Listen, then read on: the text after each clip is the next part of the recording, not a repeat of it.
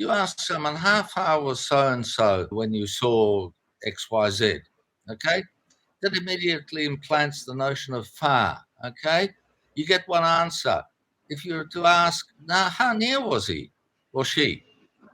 You may get a different answer. There are different perceptions, and you can formulate your questions in different ways, which require different aspects of the answer, and sometimes you can steer it in that way. You can focus it by refining it. So you're asking in different ways, but hopefully you get to where you want. My last exercise of this was dealing with a pathologist, well, an expert in forensic medicine, actually, not pathologist, and it had to do with the age of bruises.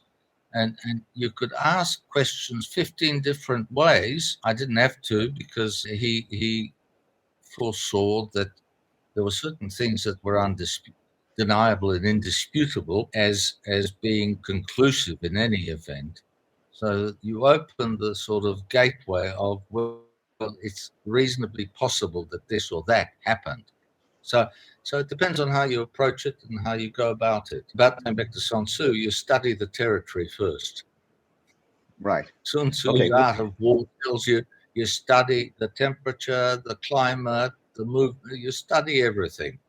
It's a very short book, but I recommend it to everyone who wants to go into battle. So tell us, if you can now, let's deal with Sun Tzu before we move on, but tell us now, how has that informed your advocacy?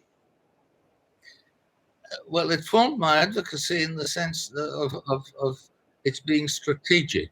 I've never been very good with memorizing dates, memorizing names and remembering them and so on. I work thematically. And so in order to work thematically, you have to formulate a strategy. You have to formulate some case concept that allows you to formulate a strategy to fit it.